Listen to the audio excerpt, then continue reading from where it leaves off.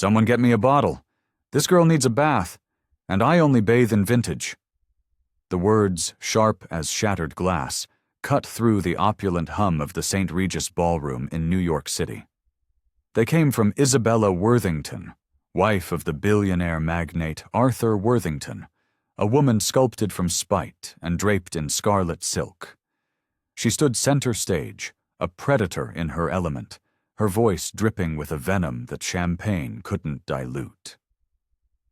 Before the last syllable had even faded, the cork on a bottle of Dom Perignon cannonballed into the crowd. A geyser of cold, effervescent liquid erupted, drenching the woman who had been its silent target. The victim, a young Vietnamese woman named Linh, stood motionless. The champagne, a frigid shock against her skin, soaked the delicate, custom-made áo dai she wore, a modern interpretation of a traditional garment, its blush-pink silk now stained a bruised, ugly rose. Laughter, cruel and immediate, exploded from the surrounding tables, echoing off the marble columns and crystal chandeliers.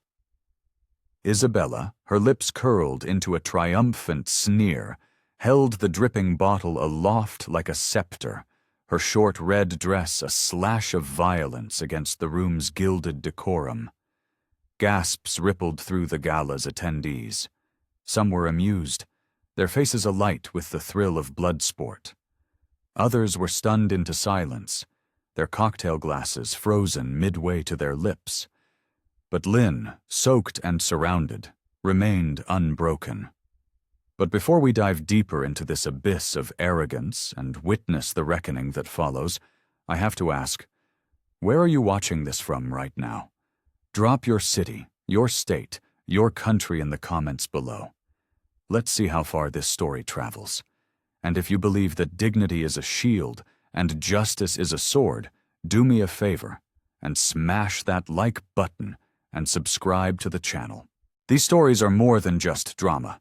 They're a testament to the power of quiet strength, and we're damn glad you're here to witness it with us. Now, back to the ballroom. Linh didn't flinch. Not when Isabella, the queen of this gilded cage, smirked with a satisfaction so profound it was almost primal. Not when the sticky champagne trickled down her neckline, tracing a cold path between her breasts and pooled around the elegant heels of her shoes.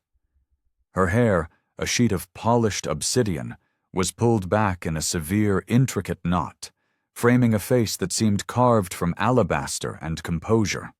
Her hands, held loosely at her sides, betrayed no tremor. She adjusted the strap of her áo dai once, a single, deliberate movement.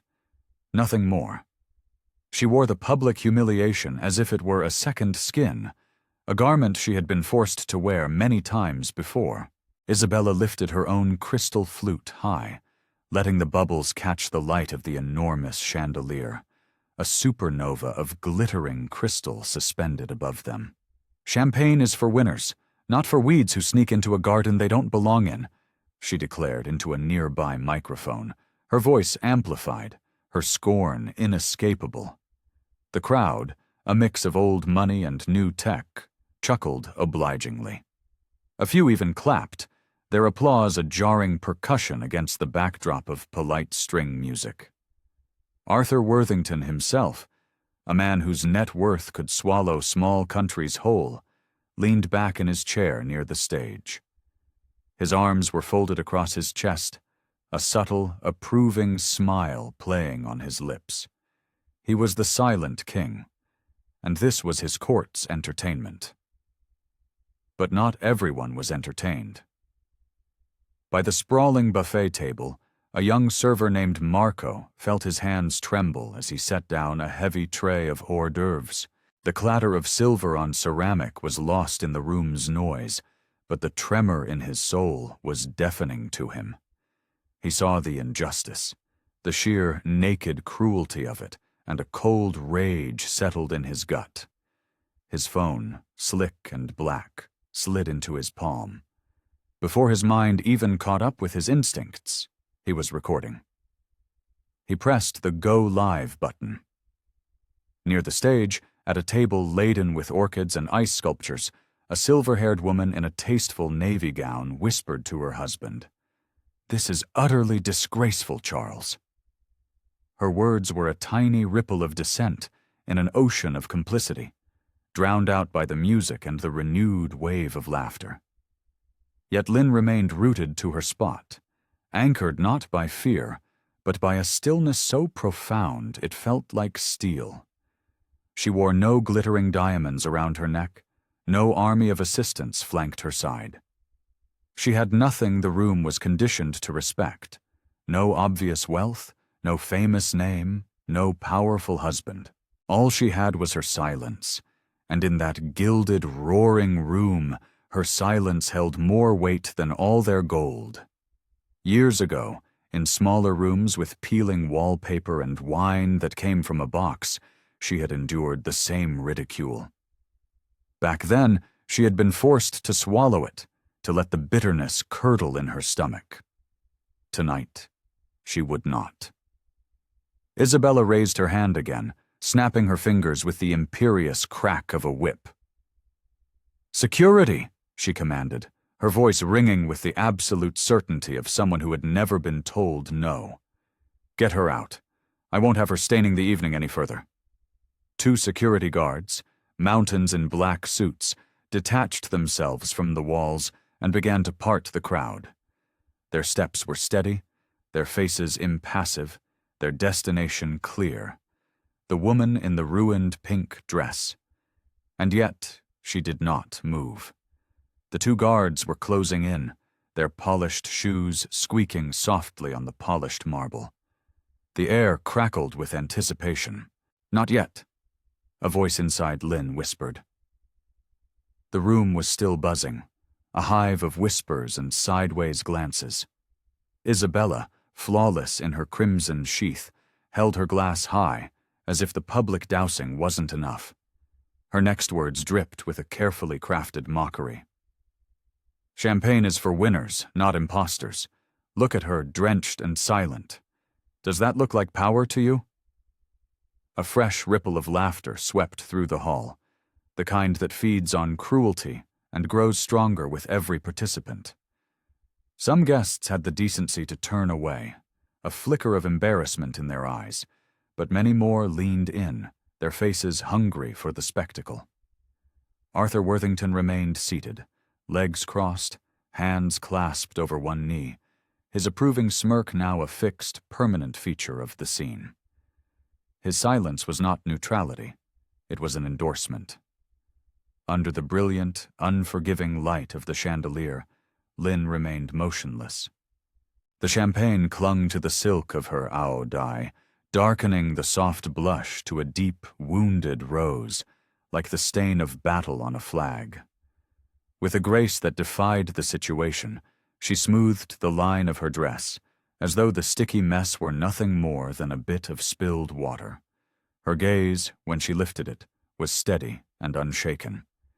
It sliced through Isabella's triumphant smirk without a single word, an invisible laser of pure, undiluted will.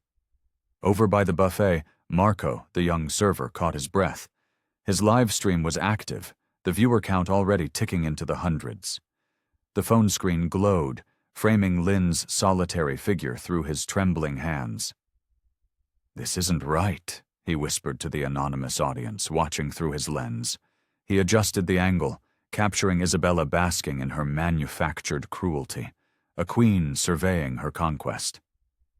At a nearby table, the older woman with silver hair leaned toward her husband again.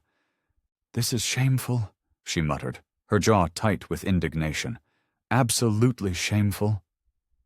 Her husband nodded, his eyes darting nervously toward the 2 men in black suits who were now beginning to move with more purpose from the walls toward the center of the floor. Isabella tilted her head, savoring the spotlight, the delicious, intoxicating power of public humiliation. "You see," she announced to the room at large, "this is what happens when you try to buy your way into rooms you don't belong in." She turned slightly toward her husband, her smile widening as though awaiting applause for her performance. Arthur gave a subtle, almost imperceptible nod, a silent crown placed upon her head. The string quartet hadn't stopped playing, but their music had faded into the background, a polite, timid score that didn't dare intrude on the main event. Guests clutched their glasses tighter, shifting in their expensive seats, caught in the intoxicating grip of being a spectator, torn between the discomfort of their conscience and the morbid fascination of the unfolding drama. Phones began to rise. Not just Marco's, but dozens of them, scattered across the room like fireflies in the dim light.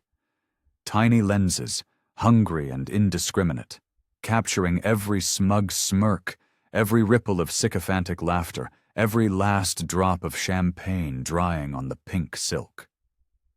And still, Lynn did not move. Her silence wasn't surrender. It was wait.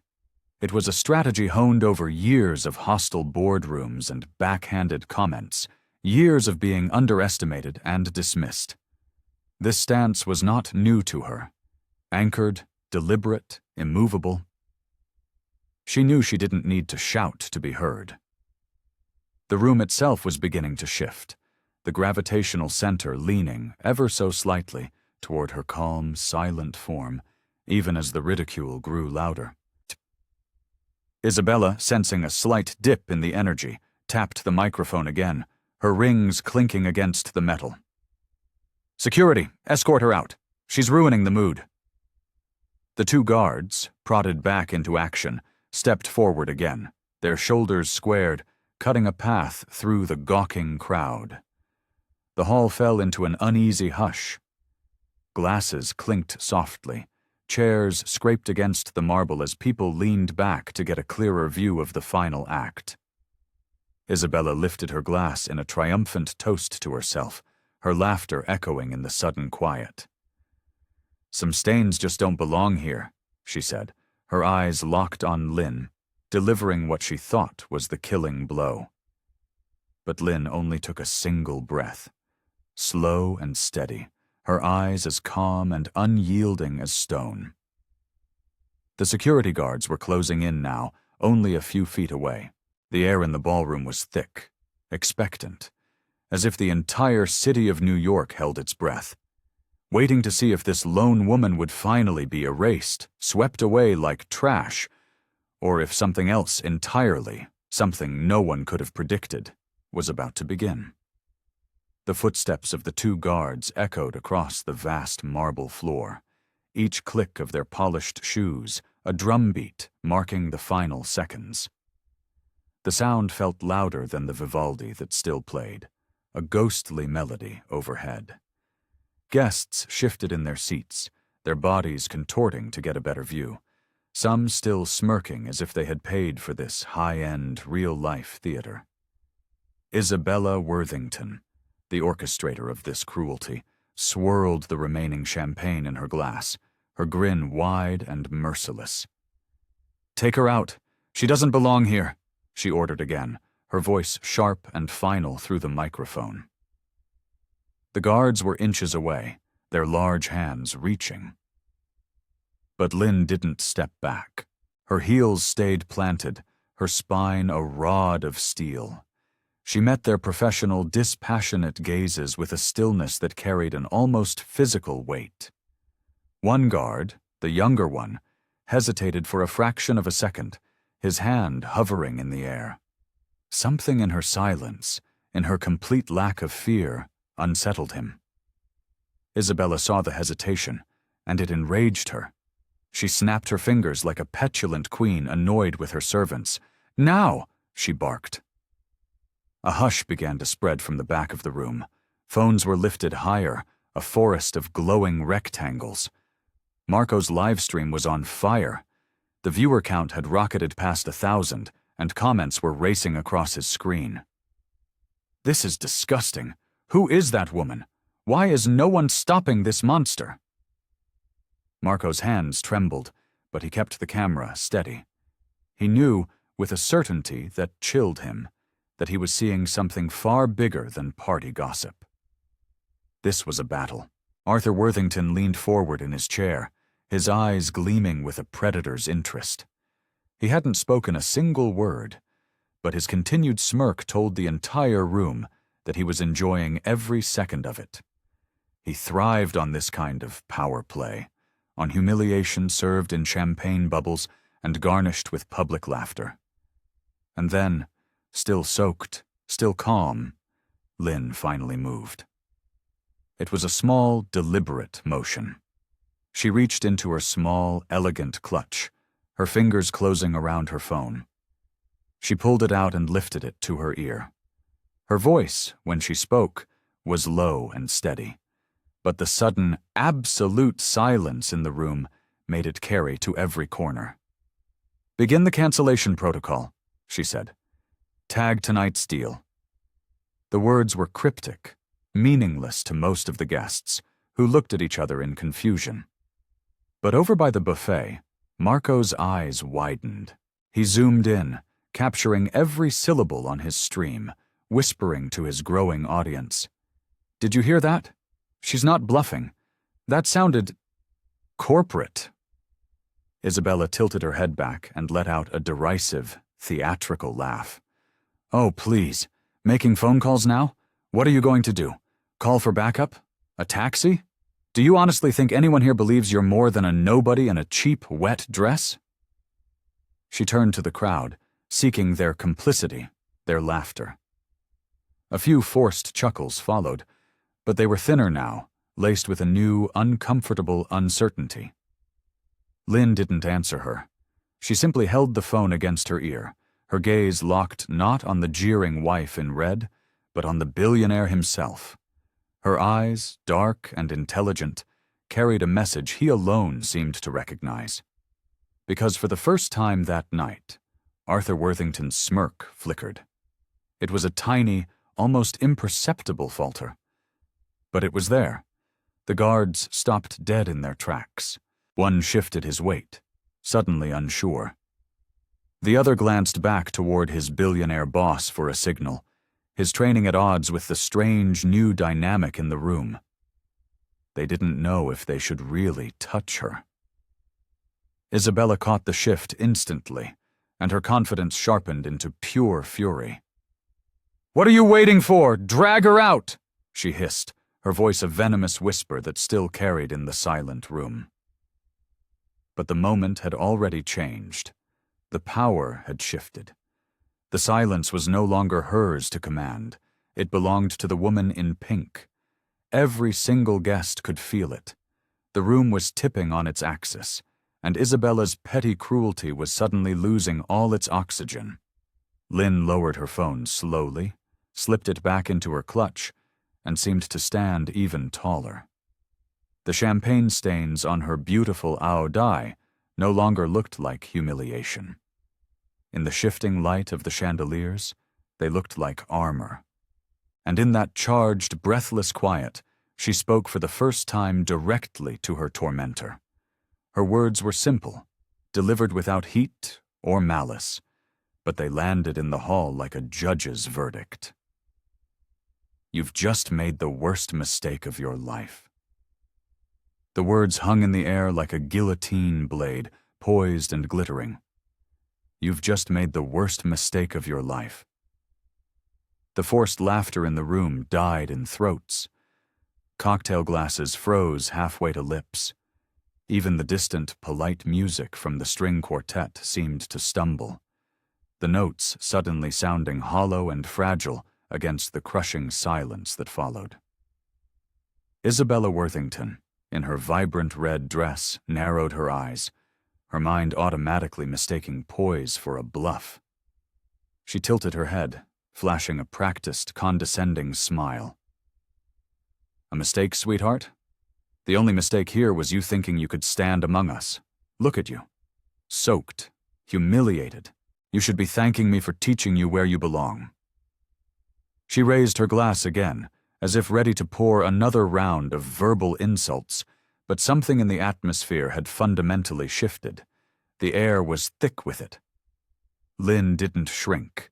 She didn't falter. Her voice, when she spoke again, was as steady and calm as a frozen lake, yet it was somehow louder and more powerful than Isabella's amplified shrieking. "What you did tonight won't fade when the music ends. It will echo, and you will feel every single reverberation." Gasps whispered through the room like wind through dry leaves. Phones, which had been held discreetly, were now lifted high and bold. Marco's live stream was buzzing, the comment section exploding with a torrent of words. "Who is she? She doesn't look scared at all. This is bigger than a party. This is a coup." The security guards lingered in the space between the two women, their hands hovering uselessly at their sides. They were paid to enforce Isabella's command, but the quiet, unshakable authority radiating from Lynn's posture gave them a profound sense of pause. For a long moment, nobody moved. Arthur Worthington shifted in his chair. It was a subtle movement, but the smug, self-satisfied smirk that had been plastered on his face for the last 15 minutes faltered for more than just a heartbeat. It vanished completely. His wife noticed his unease, and her lips tightened into a thin, angry line as she snapped, "What are you waiting for? Do your job!" But Lynn didn't need anyone to act for her. She took a single step forward. The water-darkened silk of her aodai clung to her, yet she moved with the grace and power of a queen in full regalia. She met Isabella's eyes, her gaze unblinking. "You think champagne can erase me?" she asked, her voice soft. "No. What it erases is your mask." The crowd stirred. A murmur passed through the assembled guests, uneasy, uncertain, electric. Many of them had witnessed arrogance before, had even participated in it, but they had never seen it turned against itself with such surgical precision. Isabella laughed again, but it was too loud this time, too forced, the sound of cracking glass. "You're nothing. Do you hear me? Nothing. This is my husband's world, not yours." Lynn let the words wash over her, just as she had let the champagne. Then she spoke once more, each syllable precise, deliberate, and devastating. "Your husband's world? Then you should get a good look at it, before it collapses." The room seemed to shiver. Phones captured every word, every nuance. The older woman with the silver hair leaned closer to her husband, whispering with wide eyes, "My God, Charles, I think she means it." Her husband nodded grimly, his eyes locked on the poised figure standing alone against the brewing storm. Arthur leaned forward now, finally breaking his long silence. His voice was low, but it carried the distinct edge of a threat. "Who exactly do you think you are?" The answer didn't come. Not yet. Lynn only turned her head slightly, her eyes burning with a calm fire that seemed to consume all the oxygen around her. She didn't need to explain. Not yet. The weight of her silence was already louder than any introduction could ever be. The guards froze, caught between two opposing commands, Isabella's frantic barks and the quiet, immovable authority radiating from the drenched guest who was clearly not acting like a guest at all. The entire hall held its breath, balanced on the knife's edge of a revelation. And in that singular suspended moment, every person in the room knew. The game had just shifted, and power was no longer where they thought it was. Okay, let's just pause here for a second. The tension is insane. Who do you think is going to win this? Are you on Team Red Dress, or are you on Team Soaked But Standing? Let me know in the comments right now. Your comments and your energy fuel this channel, so let's hear it. The silence was a living thing now. It pressed against the ornate walls of the ballroom, heavy and unrelenting. Isabella Worthington, radiant in her crimson dress, blinked once, then twice, as if trying to reboot a reality that had suddenly gone haywire. She snapped her fingers at the guards again, a desperate, frantic attempt to reclaim control. "Why are you just standing there? Remove her!" But the guards were statues, exchanging nervous glances. They were beginning to understand that authority didn't always come from volume, and they felt the shift deep in their bones. The woman in pink, dripping champagne yet completely unshaken, radiated a gravity that Isabella's shrieking could not imitate. From the corner, Marco's live stream ticked past 5,000 viewers. His camera shook slightly as he whispered to his audience, "She hasn't moved, hasn't said more than a few sentences, and the whole room feels different." The comments flooded his screen, a digital waterfall of support. "She's not scared. This is power." "Who is she?" Near the stage, a cluster of younger guests, the tech heirs and startup millionaires, leaned in, their phones out. They weren't laughing anymore. They were recording history. And in a back row, the silver-haired woman, whose name was Eleanor Vance, slowly rose from her chair.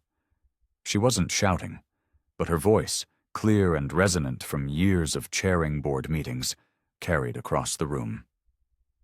"Enough. This is a disgrace." Heads whipped around.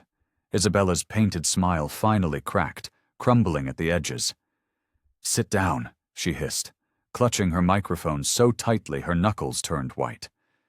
"You don't get to speak here." But Eleanor Vance did not sit. She lifted her chin, her expression one of utter disdain. "Neither do you. Not after what you just did." Her words dropped like stones into a silent pond, sending ripples of shock and agreement across the audience. Arthur Worthington finally stood. His chair scraped against the marble, the sound echoing through the tense hall like a gunshot. His face was a mask of calm, almost too calm, but his eyes betrayed something new, something he hadn't felt in decades. Unease. He adjusted his diamond cufflinks, a nervous tic disguised as an act of elegance. "My wife is right," he said, his voice deep and resonant, attempting to reclaim the narrative. "This gala is for winners, and winners know when to walk away." He looked directly at Lynn, expecting her to shrink under his gaze, to retreat. She did not. Instead, she tilted her head slightly, her expression not one of fear, but of mild curiosity, as though studying a child's tantrum. Isabella, emboldened by her husband's support, laughed too loud, clinging to the last vestiges of her control. "You hear that? Even he says you don't belong!" But before Lynn could respond, another voice pierced the tension. It was Marco, the server, his live stream still running, his courage bolstered by the thousands of anonymous supporters watching through his phone. "Everyone online is watching this," he said, his own voice breaking with a nervous tremor. "Thousands of people, and they're all saying the same thing, that she belongs here more than you do." The crowd gasped audibly. Phones tilted toward the boy in the server's uniform, then swung back to the woman in pink. Isabella's face flushed a deep, mottled crimson that clashed horribly with her dress. "Shut that down!" she shrieked, pointing a trembling finger at Marco. "Security, take his phone!" But it was too late.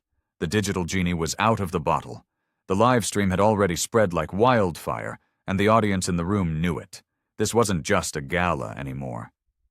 It was a global spectacle, broadcast far beyond the gilded walls of crystal and champagne. Lynn finally stepped forward.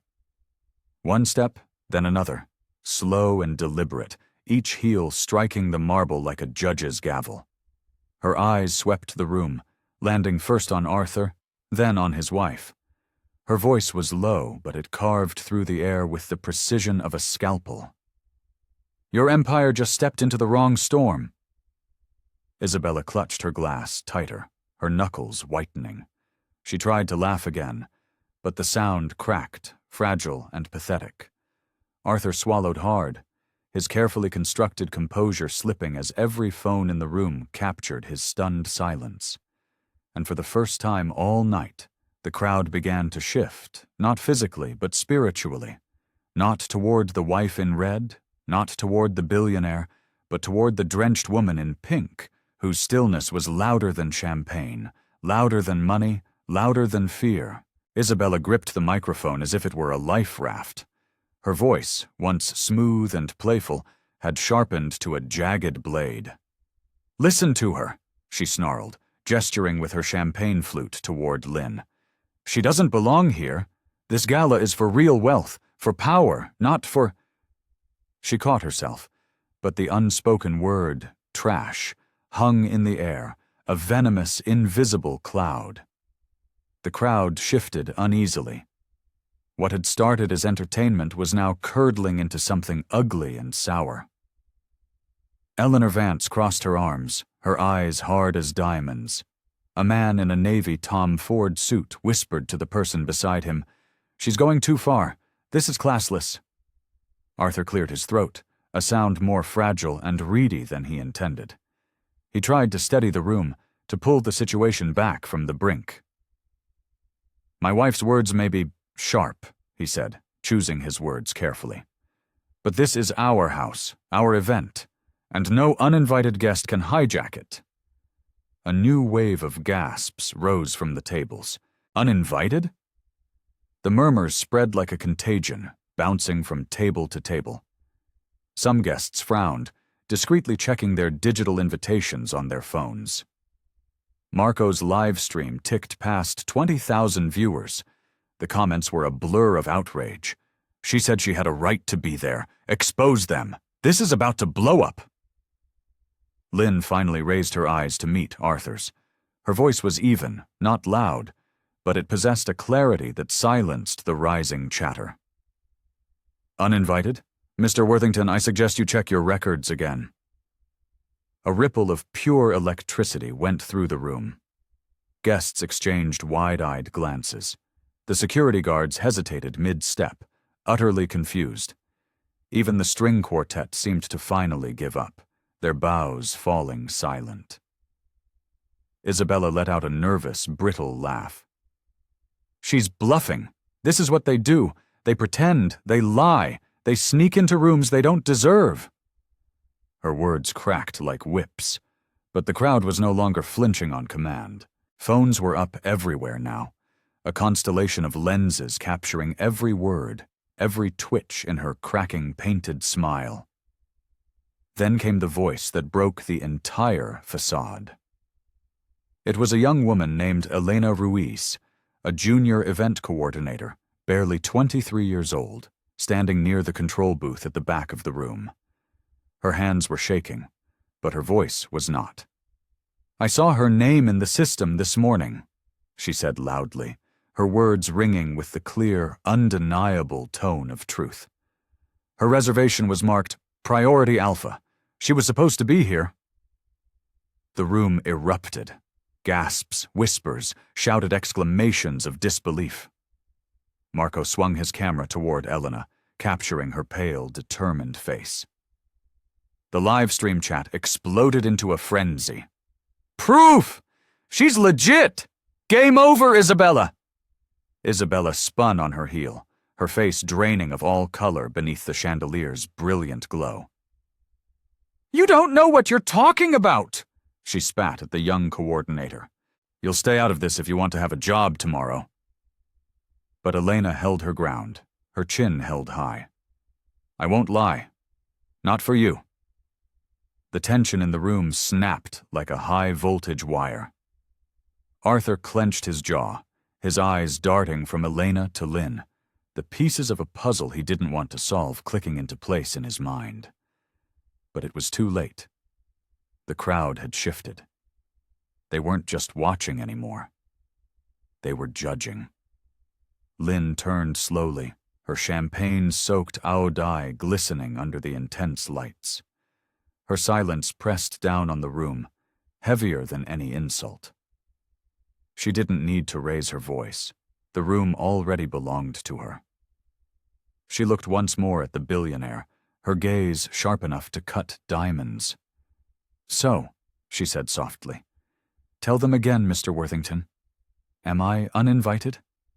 Arthur Worthington's lips parted, but no words came. The silence was merciless, a vacuum that swallowed his authority whole. His wife, refusing to yield, stepped forward to fill the void with her venom. "Enough of this!" she barked into the microphone, her voice cracking under the weight of hundreds of accusing eyes. "She forged her way in. It's all a scam. Security, remove her immediately. And if anyone here believes her over us, then you're all being played." The words echoed, desperate and shrill rather than commanding. A few guests gasped, but more of them frowned. The lie, now exposed, landed with a thud. Phones were tilted higher, catching the brittle, frantic edge in her tone. The two security guards shifted uncomfortably. Their hands hovered near Lynn, but they refused to make contact. Their hesitation was no longer subtle. It was a visible, glaring indictment broadcast to every lens in the room. Isabella's eyes flared with panicked rage. "Do it!" she snapped. And then it happened. A moment of quiet, stunning rebellion. One of the guards, the younger one, shook his head, a small but definitive gesture, and took a deliberate step back. The other immediately followed suit, lowering his hands to his sides. The crowd murmured, a current of electricity sparking in the air. Power was slipping through Isabella's fingers like sand, and everyone could feel it. Lynn finally moved, just one step forward, but it sent a tremor through the room. The champagne still glistened on her dress, darkening the blush silk into a war-stained rose. Her voice was calm, controlled, but it cut sharper than any shout. "Touch me," she said, her gaze sweeping over the two guards, "and you will never work in this city again." The words weren't a threat. They were a statement of fact, laid down like law. The guards froze in place. Guests exchanged glances, their whispers rising in volume. "She knows something. She has power. Who is she, really?" Isabella scoffed, but the sound was hollow, a dead thing in the charged air. Big words for someone who showed up dripping in cheap fabric. She tried to laugh, but it cracked midway. It was too thin, too forced. Lynn turned her gaze directly on her, her eyes steady, her voice unwavering. "Cheap fabric doesn't cancel billion-dollar deals, but I do." The room erupted. Phones jerked upward. Gasps turned into open murmurs of shock and awe. Eleanor Vance placed a hand over her mouth, her eyes wide. Marco's livestream surged with comments. "She's in control. This is wild. Watch the empire crumble." Arthur finally stepped forward, his voice low, stripped of its earlier arrogance, almost pleading now. "Who are you?" The answer didn't come. Not yet. Lynn's silence stretched, taut and deliberate. Every second of it tightened the invisible noose around the necks of the Worthingtons. Then Elena, the junior coordinator, spoke again from the side of the room, her voice trembling but her words firm. "She's not lying. I saw her clearance in the system. It said, executive-level override. It said, owner privileges." The gasp this time was collective, a wave of sound rolling through the crowd like thunder. Phones captured every syllable. Live streams carried the stunning revelation to tens of thousands of viewers. Isabella turned pale, her lips parting in disbelief. No, that's impossible," she stammered, but her confidence had finally, irrevocably shattered. Lynn finally spoke again, her words soft but carrying like a final verdict. "It's not impossible. It's inevitable." And with that, the balance of power in the room didn't just tip. It broke. The crowd was leaning toward her now, not the woman in red, not the billionaire, but the drenched, silent force who had waited for exactly this moment to reveal herself. The ballroom was no longer a ballroom. It was a courtroom. And Lynn stood at its center, both witness and judge. Every camera pointed at her. Every breath in the hall was measured against her silence. Isabella Worthington clutched the microphone, her knuckles white, her laugh brittle and unhinged. Executive privileges? Owner clearance? She spat the words like poison. You think anyone in this room will believe a soaked stranger over me? Look around you. This is my world. These people came because of us, not you. But the crowd didn't cheer. They didn't nod their agreement. They just watched, silent and waiting, their allegiance having already shifted. Marco's livestream counter surged past 50,000.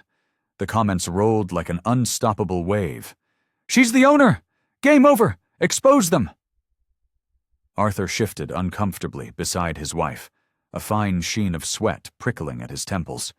He reached for her arm, a silent plea for her to stop, but she jerked away, her fury blinding her to the tide that was now turning against them.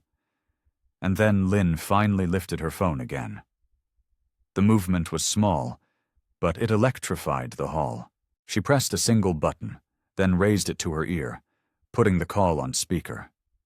Her voice was calm, collected, the absolute opposite of the chaos swirling around her. Nia, confirm status. A new voice, crisp and unshaken, filled the ballroom from the phone's speaker. System is ready, Lynn. The deal is marked for immediate termination. One word from you, and the cancellation is final and irreversible. Arthur's head snapped up, his eyes sharp now, no longer amused but filled with a dawning horror. His carefully maintained facade was gone. His voice, low but urgent, cut through the air. Cancel what deal? Lynn turned her gaze on him, a hunter fixing her eyes on her prey. She let the silence stretch, every second squeezing the air from his lungs. Finally, she spoke, her words precise and deliberate. The deal, Mr. Worthington, that would have kept your empire from collapsing into bankruptcy. Gasps tore through the room like shrapnel. Guests leaned forward in their chairs, their faces masks of disbelief. Eleanor Vance pressed her hand to her chest, whispering, "My God, she has him cornered." Isabella erupted, her voice shrill with denial. "Lies, all of it. She's nothing. This is theater. Don't listen to her." She pointed wildly at the guests, her eyes begging for allies, but none came. The phones stayed raised. The faces stayed grim. Lynn didn't even glance at her. Her focus remained locked on the billionaire. You know exactly who I am, Arthur, and you know exactly what I can do. The question is, do you want me to prove it to this entire room? Arthur's jaw clenched. His silence was an answer in itself. Elena, the young coordinator, stepped forward again, her voice louder this time, stronger with conviction. She doesn't need to prove anything. The system already shows her name. Lynn Tran. Owner-level access. I saw it with my own eyes. The hall trembled with whispers. The server's live stream exploded with comments. This is insane! She's the boss! He's finished! Isabella shook her head violently, her red dress shimmering under the chandelier like a frantic warning light. No, this is fraud. This is a trick. But Arthur finally cut her off, his voice sharp with a desperation that stunned the room into silence. Isabella, stop talking. The command silenced her, but it was far too late. The damage was done. The room no longer belonged to them. It belonged to the drenched woman in pink, who stood still and steady, phone in hand, waiting for the perfect moment to end everything. And everyone in the hall knew they were just seconds away from watching an empire collapse. Lynn did not move. She let the tension tighten, let the suffocating silence gnaw at Arthur Worthington's nerves until he visibly shifted on his feet. The room was a furnace, and every eye was fixed on her. Finally, she raised her phone once more, pressing it lightly to her ear, keeping the speaker on. Nia, she said, her tone as calm as stone. Hold, I want him to hear it from me first. Arthur's throat worked as he swallowed against a dry mouth. "Who are you?" he demanded, his voice lower now, completely stripped of its former arrogance. "Tell me your name." Lynn lifted her chin. The champagne still glistened on her ao dai, dripping slowly to the marble floor, but her voice was unshaken. "You know my name, Arthur. You've seen it on every single document your lawyers have sent me for the past month." Murmurs rippled through the crowd. Arthur's face turned pale, his lips parted, but no words came. His wife clutched his arm, her eyes wild with confusion and terror. "She's bluffing, Arthur. She has to be bluffing." But then Lynn stepped closer, every heel strike echoing like a judge's gavel. Her words were clear, final, and impossible to misinterpret. "I am Lynn Tran, the head of the investment group acquiring Worthington Industries. And tonight, you poured champagne on the woman who owns your future." The collective gasp that followed shook the very foundations of the room. Guests leaned forward, jaws slack, while a storm of camera flashes erupted, capturing the precise moment the truth shattered the gala's grand illusion. Isabella tried to laugh, but the sound came out jagged and broken. You're nothing but—" She never finished the sentence, because at that exact instant, the massive screens behind the stage flickered to life. The slideshow of smiling guests froze, then shifted to the bold red banners of a breaking news alert. Headlines rolled across the screens in stark, brutal text. "Worthington acquisition deal in jeopardy. Sources confirm negotiations have stalled. Investors pulling out. Worthington Holdings plummets." The room gasped as one. Arthur spun towards the screens, his face ashen, a mask of pure horror. His wife's crystal flute slipped from her numb fingers, shattering on the marble floor with a sound that seemed to echo the breaking of their world. Lynn didn't flinch. She spoke into her phone, her voice steady and clear for all to hear. "Proceed, Naya." Nia's reply was crisp, decisive, and utterly final.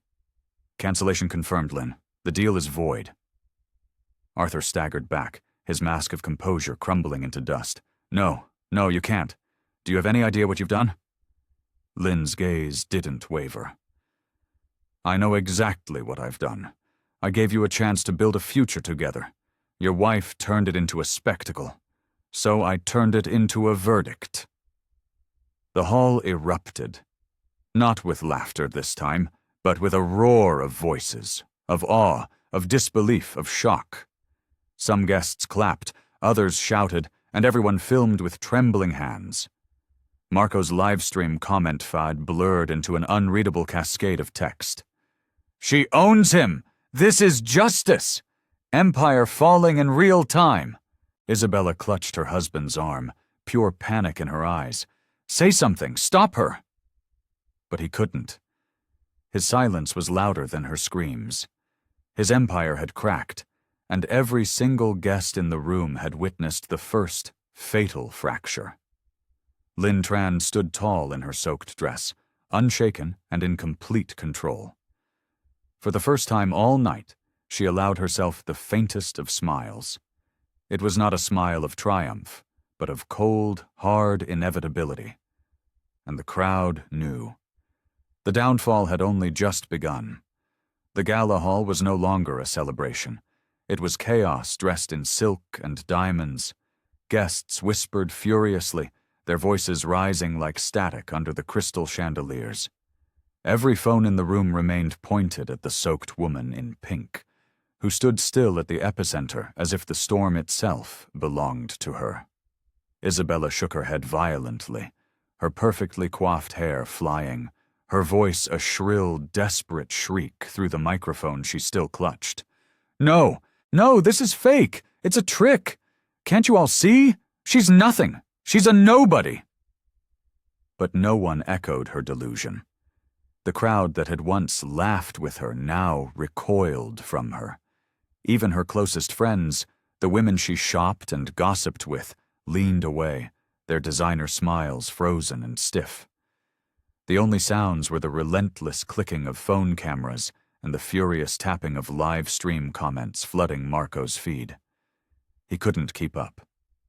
"It's blowing up," he whispered into his phone, his voice filled with awe. "Hundreds of thousands of people are watching. They're all calling her the Silent Queen, the real owner. They're saying the Worthingtons are finished." On the stage, the screens updated again. Markets in panic, Worthington stock in free fall, down 17% in after-hours trading. Investors demand answers as billion-dollar deal collapses.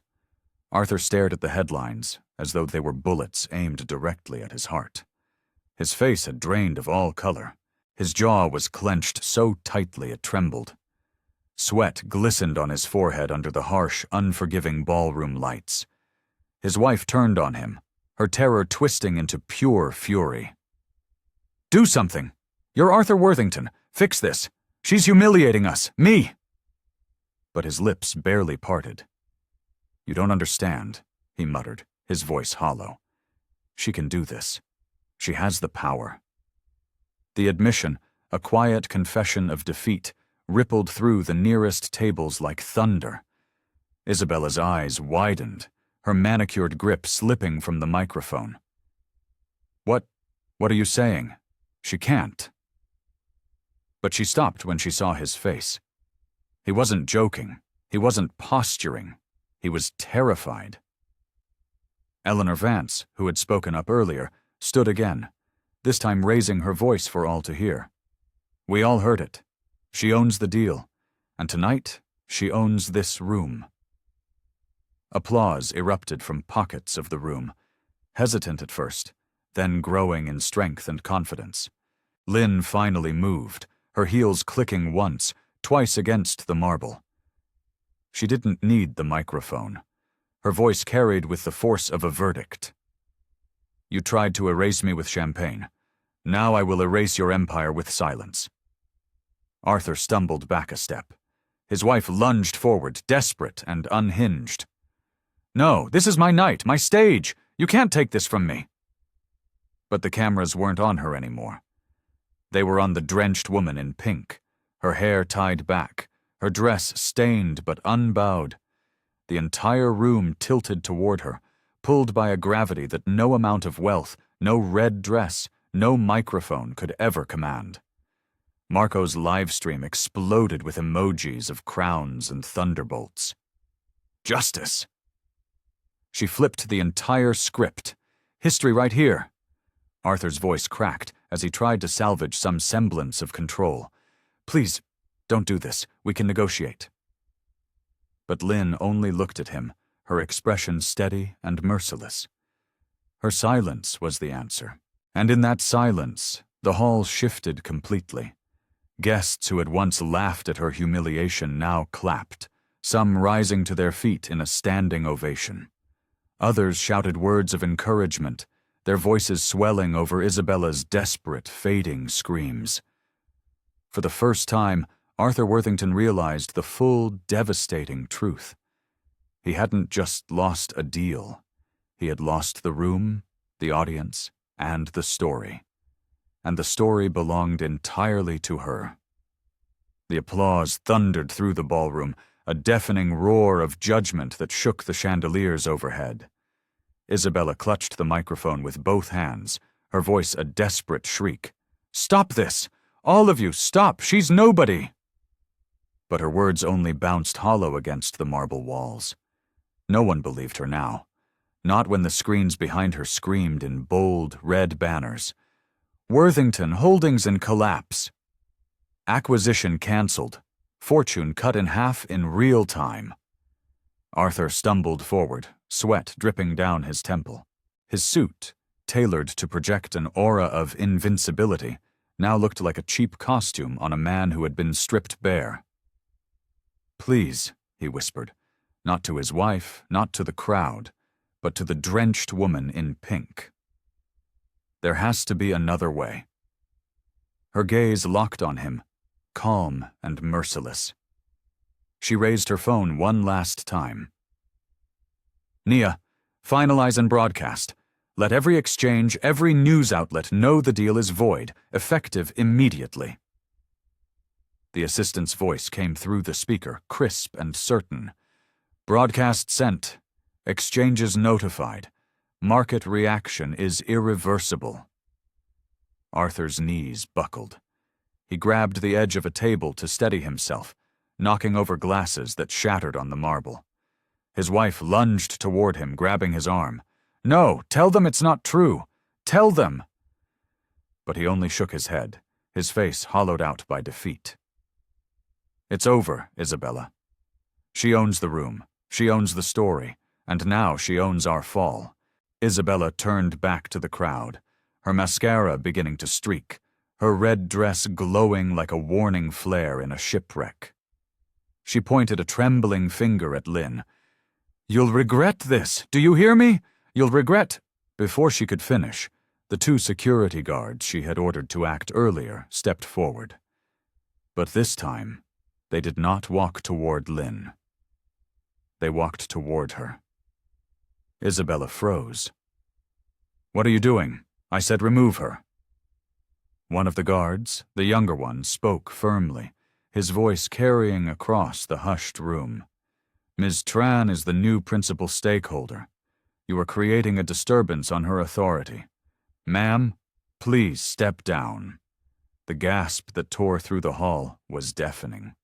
Phones caught every angle as the guards moved closer. Marco's livestream comments blazed with fire. They flipped sides. "This is insane. Justice in action." Isabella stumbled back, her heels skidding on the slick marble. "You can't do this. My husband." But Arthur didn't move to save her. He sat slumped in a chair, his head bowed, the full weight of his collapse pressing him into a catatonic silence.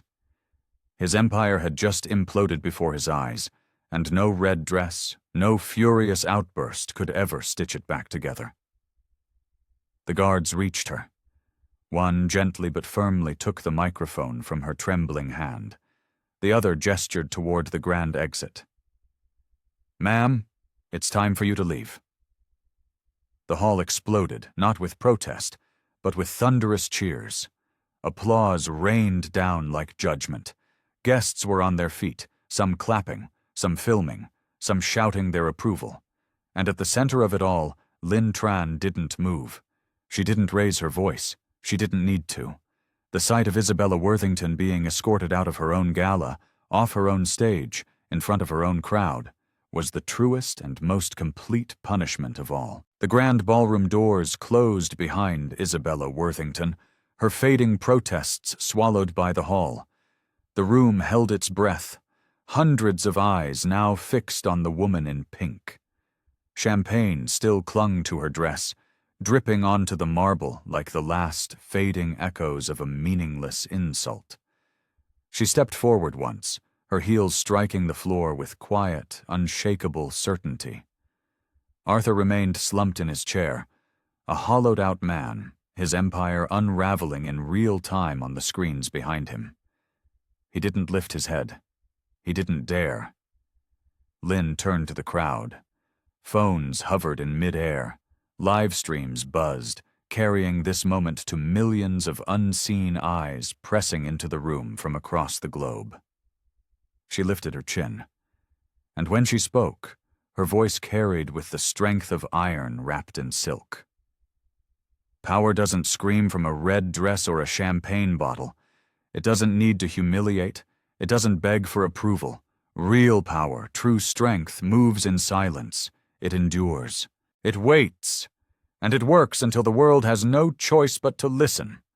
The hall erupted.